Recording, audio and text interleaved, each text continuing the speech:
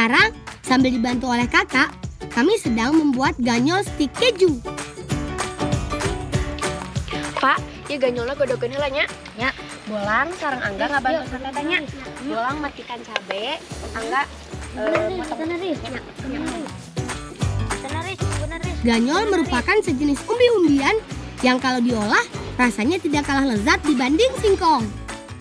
Sambil menunggu ganyolnya direbus, aku menyiapkan sausnya terlebih dahulu ya teman. Kakak memotong bawang dan cabai merah. Angga mengiris bawang putih. Sementara aku ke bagian tomat. Setelah semuanya selesai diiris, kakak lanjut mengulek. Untuk menambah rasa, jangan sampai lupa tuang gula dan garam. Kita ganyolna teh Tata. Sok, ganyolna pesekan heula. Aku dan Dava mengupas satu persatu kulit ganyong yang telah matang. Lalu kakak menggoreng sambal yang telah diulek hingga halus. Tambahkan air tepung supaya tekstur sambal menjadi kental.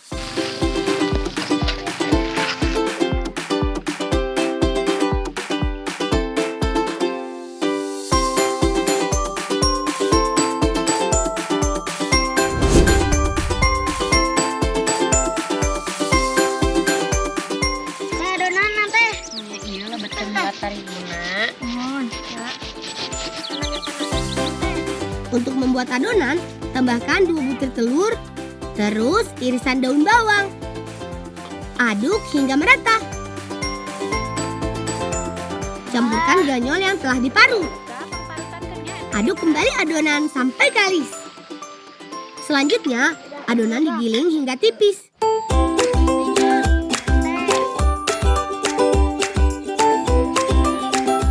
Kemudian, diiris berbentuk memanjang seperti ini. Supaya semakin renyah, gorengnya dalam minyak yang sudah panas ya teman. Kalau sudah berubah warna, segera tiriskan biar nggak sampai gosong.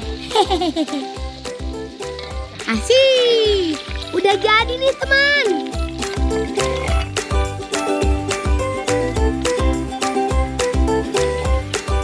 Kahlang, sis ganyolna tos janten ye. Ayeuna banjir heulanya ku bolang ye, gua saosna. Teh. Sebelum disantap, tuang dulu sausnya. Biar makin nikmat, taburkan keju di atasnya. Enak ini menyedapnya. Yummy. Jadi nggak sabar nih untuk menikmatinya. Yuk kawan, mari makan hasil memasak kali ini. Enak. Rasa gurih dari stik ganyol pas sekali dipadukan dengan saus pedas keju ini. Teman, perkenalkan, kami merupakan anak desa Karangjaya, Kecamatan Pasir Kuda, Kabupaten Cianjur, Jawa Barat. Rumah kakekku ini sempat viral karena pemandangannya yang sangat indah. Dari halaman rumah, aku bisa langsung melihat kecantikan Curug Citambur loh.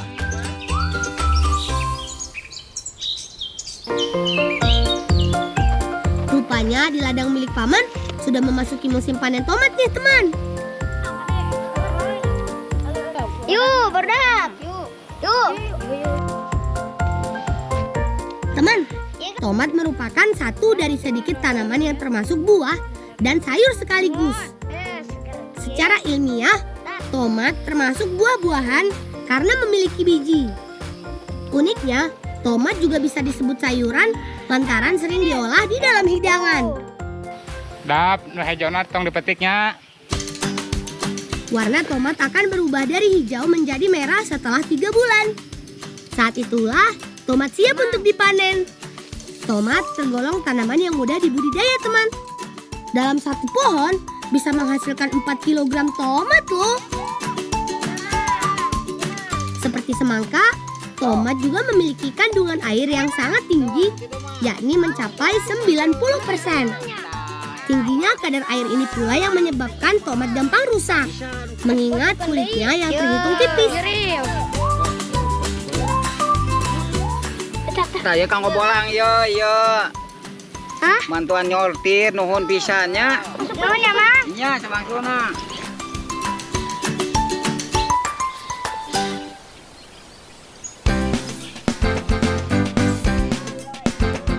Teman, pemandangan di sini memang begitu indah. Bagi kami, hamparan sawah merupakan arena bermain yang sangat menyenangkan. Berlatar air terjun alias Curug Citambur, desa kami seperti khayangan yang diturunkan ke bumi. Hehehe.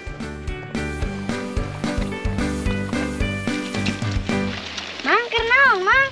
Keur ngurep, pulang. Oh, kan ngurap. Abi ngeluannya, Mang. Mangga ka dieu.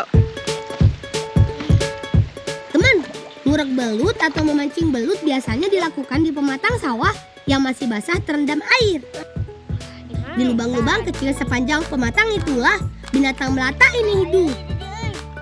Untuk mencarinya, kita menggunakan urek, yakni benang nilon sepanjang 30 cm yang ujungnya dipasang kail.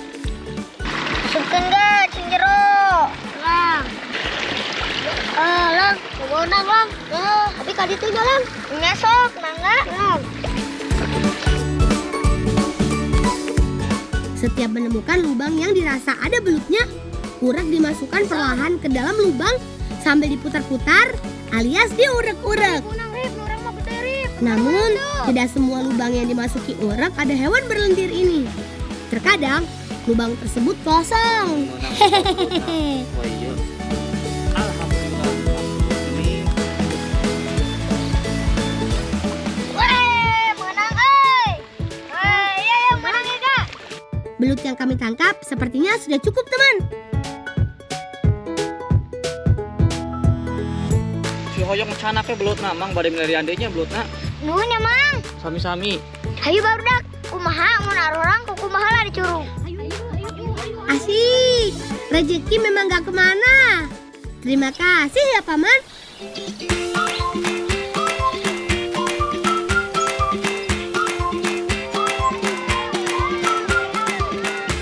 Nah, ini dia Curug Citambur yang terkenal.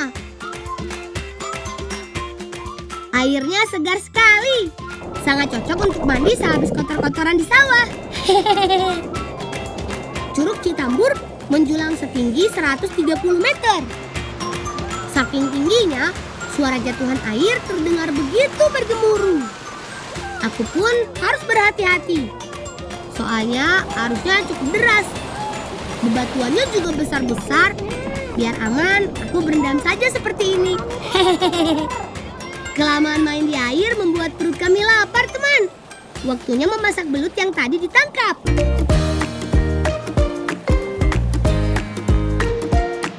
Belutnya akan kami masak menjadi sate belut sambal pedas. Cara membuatnya sangat mudah. Untuk menghilangkan lendir dan bau amis pada belut, peras jeruk nipis terlebih dulu ya. Belut lalu ditusuk seperti sate. Untuk sambalnya, aku serahkan kepada Dava. Ada bawang merah, bawang putih, cabai rawit, dan tomat. Biar menambah rasa, tambahkan gula merah, teman. Kemudian tumbuk semua bumbunya.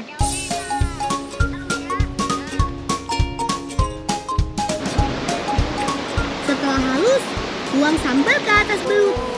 Aduk hingga merata.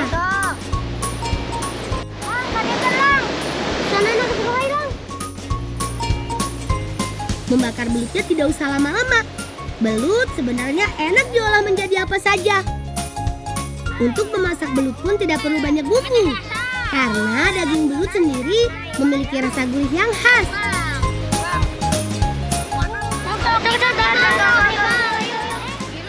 Supaya kenyang, makan sate belutnya pakai kentang rebus yang sudah aku siapkan di dalam tas. Gurihnya daging belut dengan baluran bumbu sambal plus kentang rebus, rasanya benar-benar nikmat, teman. Kalau seperti ini sih, sudah pasti tidak akan ada yang tersisa. Ayo kawan, kita habiskan dulu makanannya.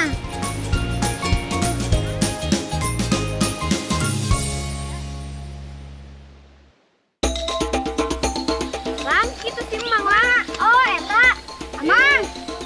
Naon Lang? Abi teh pada nyuhunkeun cabe. Oh, gitu nya. Oh, keur dimasak, Mang. Nah, ngasok nyanak we nya. Ayo barudak. Sok nyanak sok. Nyanak we sacekap nya. Nuhunnya, Mang. Nah, sok. Teman, cabai yang aku petik ini jenisnya cabai domba. Cabai domba termasuk ke dalam golongan cabai rawit. Disebut cabai rawit domba karena bentuknya agak mengembang dan warnanya kehijauan. Meski ada juga yang merah maupun oranye. Cabai rawit domba biasanya dipanen setelah berumur 3 bulan. Cabai-cabai ini rencananya akan aku gunakan untuk masak-masak saat syukuran nanti. Mang. Pamitnya, Mang. Ya, sok lang, sok hati-hati nya.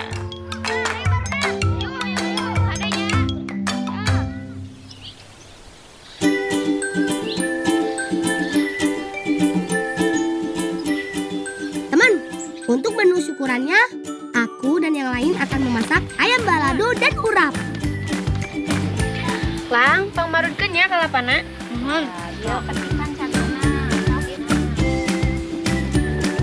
Urap merupakan makanan asli Indonesia yang terdiri dari rebusan sayur dan dicampur bumbu parutan kelapa. Aku kebagian tugas untuk memarut kelapa. Memotong sayurnya menjadi tugas Dava, Angga, dan Kakak. Sayuran yang dipakai terdiri dari kangkung, buncis, dan kacang panjang. Sementara Bibi membuat bumbu balado untuk masakan ayam. Bumbunya menggunakan bawang merah, bawang putih, dan cabai keriting, lalu diulek hingga halus. Tambahkan garam untuk pelengkap rasa. Iya, Bi, tomatna. Nya nuhun nih. Nya sok, Bi. Jangan lupa tambahkan tomat ke dalam bumbu ulek agar lebih segar rasa masakannya nanti.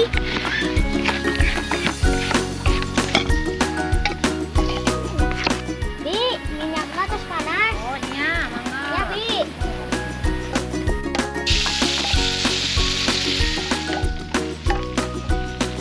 Setelah semua bumbu halus, kemudian ditumis. Masukkan serai dan daun salam untuk menambah aroma masakan. Selanjutnya, tuang air perlahan-lahan ya, agar tidak sampai tumpah.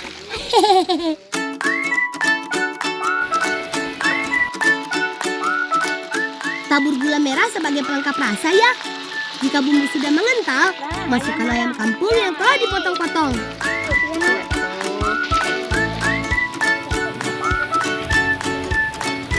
Teh, sayurna tos golak. Oh, gitu enggak? Sambil menunggu ayam baladonya matang dan bumbunya meresap, kita rebus sayuran untuk urap yuk. Masukkan buncis, toge, dan kol. Pak, iya kangkungna lebetkeun oge. Pokoknya teh.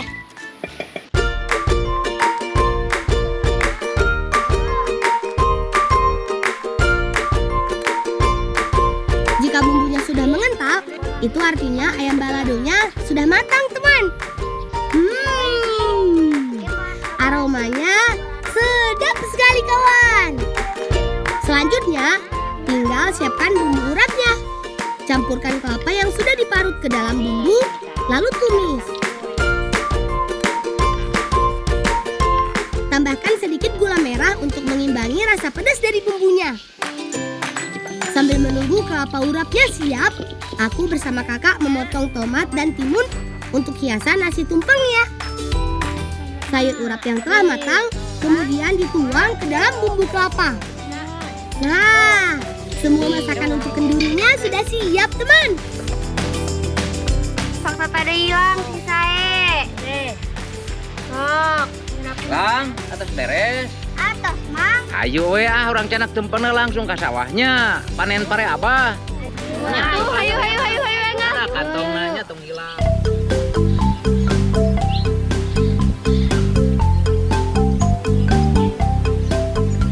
Di desa kami ada tradisi untuk menggelar selamatan ketika akan memulai panen padi. Ini merupakan bentuk rasa syukur sekaligus harapan supaya hasil panen padi tahun ini bisa melimpah. Bersama warga desa, kami berjalan beriringan menuju lokasi panen sambil membawa sajian nasi tumpeng yang sudah dipersiapkan. Alhamdulillah, ayeuna sawah Abah mulai dipanen. Mudah-mudahan nyuhunkeun aya dina kabarokahan. Ya, dong.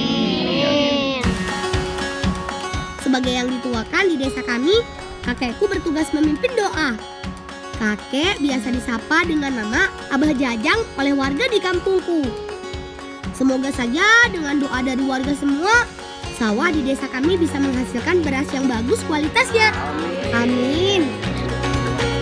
Ini dia saat yang selalu aku nantikan. Waktunya makan-makan.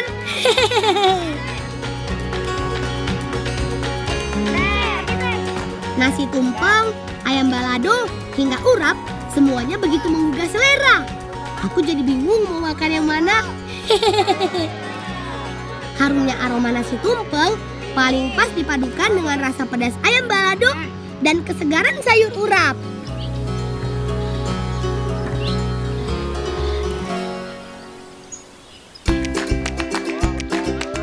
Biasanya, padi bisa dipanen setelah ditanam selama 3 hingga 6 bulan. Waktu panen yang tepat sangat menentukan kualitas gabah dan beras. Jika salah perhitungan, beras bisa rusak, keras dan kering.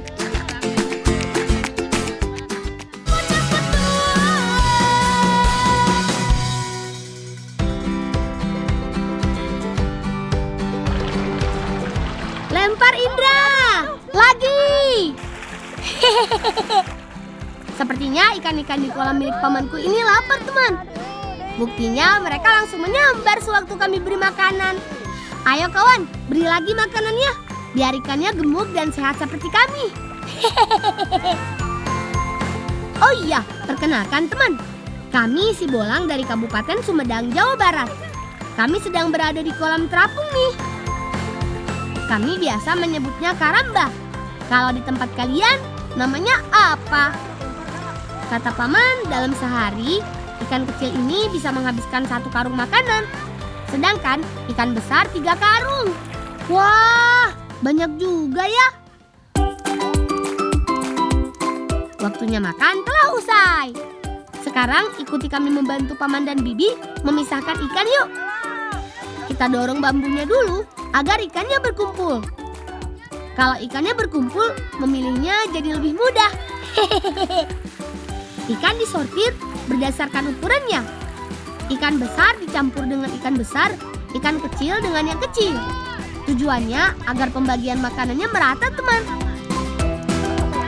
Oh iya, ada sebuah cara yang kami lakukan untuk mengetahui bagus atau tidaknya perkembangan ikan. Ikan diserok dengan ember, kemudian ditimbang.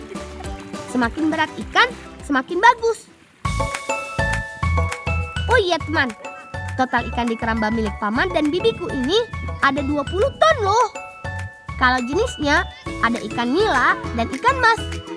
Ayo kawan, semangat menimbang dan menyortir ikannya ya. Wah, kami malah diberikan ikan mas nih oleh paman. Terima kasih paman.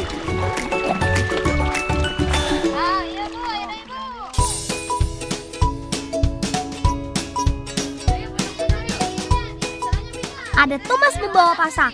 Ikan masnya mari dimasak. Kami masak menjadi pais lauk emas. Ayo kerjakan bagian masing-masing kawan. Ada bumbu yang diulek dan yang diiris. Kita kerjakan yang diulek dulu ya. Garam, kemiri, ketumbar, merica, bawang putih, bawang merah, serta kunyit. Ulek sampai halus. Semangat Indra.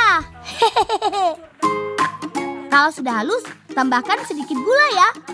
Selanjutnya ada tomat, lengkuas, jahe diiris. Untuk serai digeprek saja. Bumbu sudah siap. Sekarang kita buat pais lauk emasnya. Bahasa Sundanya dari pepes ikan mas teman. Kata pais merujuk pada cara memasak khas Sunda, yakni membungkus makanan yang sudah dibumbui dengan daun pisang. Tak hanya ikan, pepes khas Sunda punya banyak varian teman. Seperti pepes tahu, tempe, jamur, dan lainnya.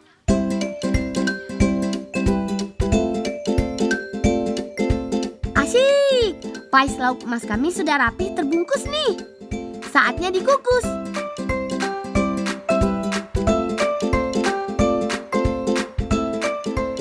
Sekarang tinggal menunggu pais lauk emas kami matang deh.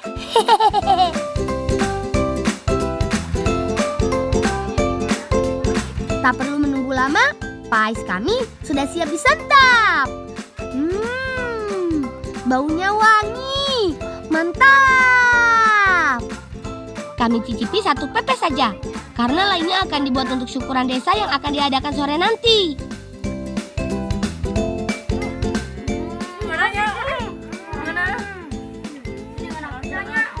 Ya, sok atuh seepkeun nya.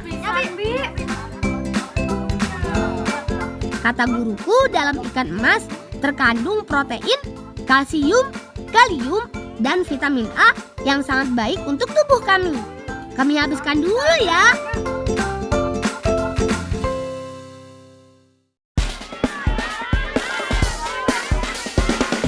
Kalau perut sudah kenyang, hati pun riang. Ikut aku bermain gatrik bersama kawan-kawanku yuk. Aku yakin pasti timku yang menang. Jangan kalian pikir kami takut ya. Teman, cara bermainnya ialah dengan memukul potongan bambu dengan bambu panjang. Setelah itu bergantian mendorongnya hingga ke garis finish. Tim siapa yang tercepat, dialah pemenangnya. Ayo Ega, cepat, berikan bambunya padaku. Ya, tim kami kalah nih. Tim Virus terlebih dulu memukulnya hingga garis finish. Hukuman untuk tim yang kalah ialah menggendong tim yang menang. Awas ya, lihat saja. Kali ini pasti timku yang menang.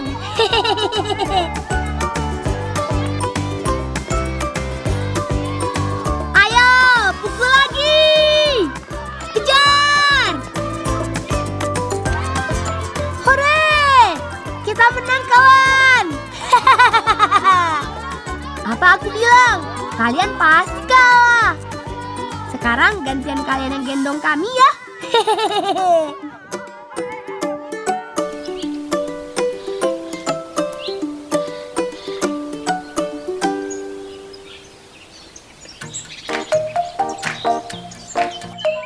Sekarang kami sedang berada di kebun milik Paman. Langsung saja kita cari pohon campolehnya. Di mana ya? Nah, itu dia.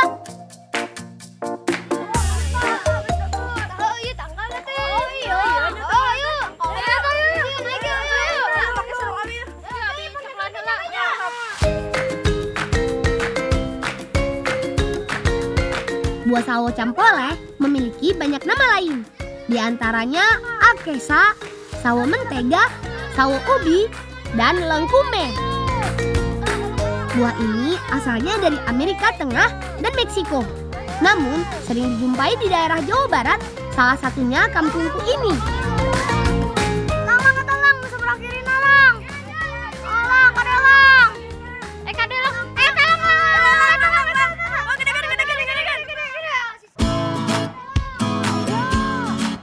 Sawo campoleh memiliki warna kuning dan baunya harum loh. Sudah pasti rasanya pun manis seperti kami. Buah ini tergolong buah langka karena sedikit saja yang membudidayakannya. Beruntunglah kami bisa mendapatkannya dengan mudah dan memakannya kapanpun kami mau. Oh iya, sepertinya sawo yang dibutuhkan bibiku sudah cukup nih teman. Aku turun dulu deh. Yuk kita berikan ke bibi untuk segera diolah. Berangkat!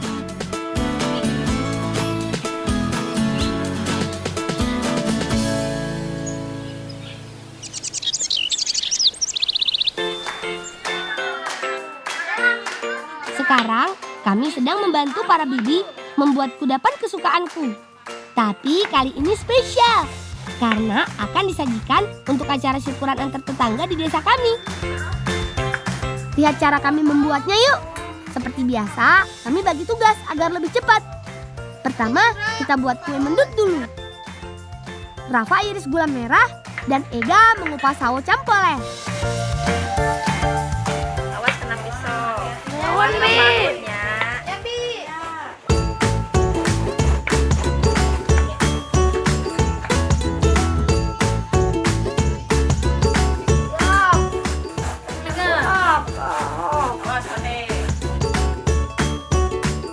Sawo campole dicampur dengan gula merah sebagai isian kue mendut. Pasti nanti rasa kuenya enak sekali. Untuk urusan adonan, biar Bibi Mia yang membuatnya. Tepung ketan campur dengan gula pasir. Setelah itu, tuang air dan aduk.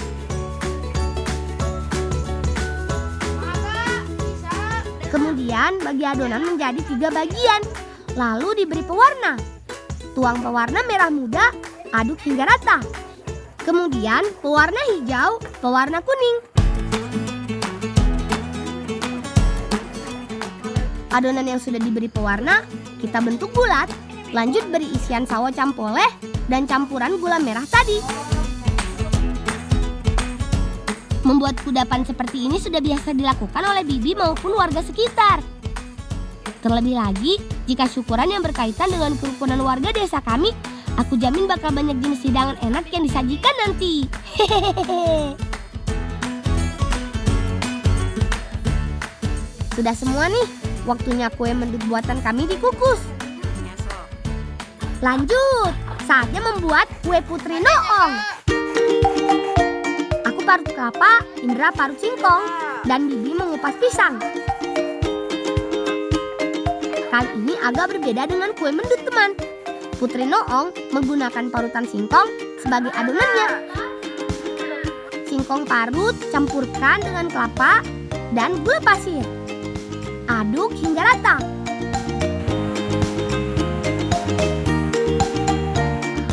Kemudian pisahkan adonan menjadi 3 bagian dan berikan pewarna kuning, merah muda, juga hijau. Letakkan adonan di atas daun pisang, kemudian taruh pisang di tengahnya. Tutup kembali dengan adonan. Kue putri noong siap dikukus. Teman, dalam bahasa Sunda, putri noong berarti putri yang mengintip. Nama kuenya diambil dari bentuk kue yang bulat dan bagian tengahnya terdapat pisang, seolah-olah seperti mata putri. Ya sudah, kita tunggu matang dulu ya. Tidak afdal rasanya kalau memasak saja tanpa mencicipi. Walaupun kue ini untuk syukuran, tapi kami kan juga penasaran.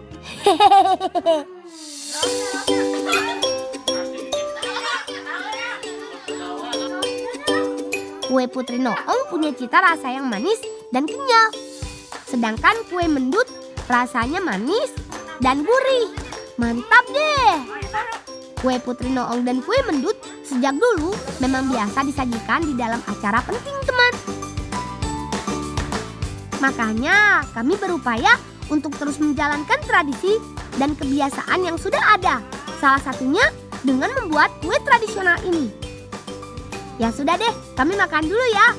Teman-teman jadi pengen cobain juga nggak?